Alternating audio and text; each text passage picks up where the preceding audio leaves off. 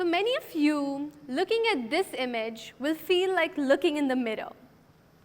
In fact, it is a very accurate representation of nearly 75% of all high school students. Sitting in class, staring at the clock, hoping hours have passed, only to find out it's been 3 minutes. Fighting the urge to drift off into sweet slumber just to escape the monotony. It feels painful, doesn't it? What if I told you that according to psychology, learning is supposed to be painful? And we can use this knowledge to make learning fun. Let me explain. Every time you learn something new, a part of your brain physically changes. Neural connections, that is, pathways formed between ideas you already have, break apart. They die. And this can actually hurt. But here's the beautiful part. Something incredible happens alongside that death. New neural connections are formed. And these ones are often stronger, bigger, and more developed than the ones before them. This is the cycle of learning. Death and rebirth. It is this very cycle that leads to those eureka moments that we all live for. The excitement of learning something new, the rush of discovery. That rush, it's dopamine. It's your brain rewarding you for making those unexpected and meaningful connections. So, if learning is inherently such an excruciating process, how can we make learning fun? The answer lies in balance.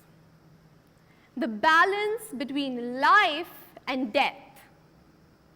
The balance between the breaking of old ideas and the formation of new ones. And this balance, it's delicate.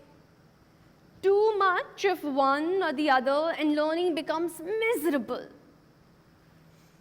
Imagine a situation where you're in a classroom where the material is so easy, it's boring. You're just drifting through the motions, reading answers straight out of a textbook. Sure, a few neural connections are formed, but they're weak. So weak that when they inevitably break, the pain of this death far outweighs any joy you may have felt in learning it. Now imagine the opposite. You're in a class where you understand nothing. The concepts are so complex, so chaotic, that no matter how hard you try, you just can't seem to connect the dots. Again, no strong neural connections are formed, only fleeting glimpses of understanding. And again, the pain of the death far outweighs any sense of progress. These are the two extremes of learning. Static learning on one end and complete chaos on the other. Neither feels good, neither is productive. The sweet spot, though, that's where the magic happens. This is what I like to call the Goldilocks Zone of Learning. It's not too easy, it's not too difficult, it's just right. It's just challenging enough to keep pushing your brain to make those unexpected and meaningful connections. Here's the challenge though. Everyone's Goldilocks zone of learning is different. What may feel just right to me may feel like complete chaos to someone else, or actually boring to another student. And this is where education often falls short. It is important for us to understand this concept now more than ever.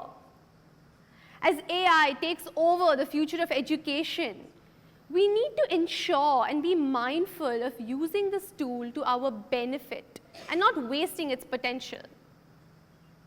We need to shift our focus. Firstly, we need to understand what personalizing learning truly means. We need to stop trying to personalize the content we're delivering and start personalizing the rate at which every student is allowed to learn. Secondly, we need to stop trying to use AI to make learning easier. Learning is supposed to be challenging. Let's not shy away from that. AI works with data. In a jiffy, it can examine and identify the ideal, unique rate of learning for every student and deliver content accordingly. An example of a school that is already doing a fantastic job at this is Alpha High School in Austin, Texas. Their 2-hour learning model replaces all academic teachers with AI apps that study a student's perfect rate of learning and delivers content accordingly. It doesn't move to the advanced concepts before the basics have been mastered. It allows every student in the classroom to learn in their Goldilocks zone of learning. And that is magic. As you can see, such a shift to the way we learn demands a fundamental revolution to the way we are used to doing things at school. But with every baby step, we can get there. Today, I urge all of you to take that first baby step. Keep an open mind to such reforms in education.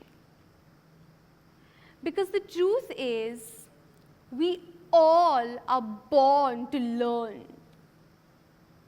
From the moment we take our first breath on this planet, we are curious individuals.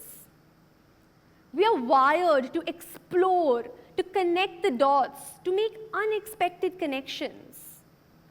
And if we're losing that curiosity somewhere along the way, we must be doing something incredibly wrong. If we can harness that natural curiosity, if we can use technology to allow every student to find their right balance between life and death, we can transform education into what it's truly meant to be. Not a chore, but a joy. Thank you.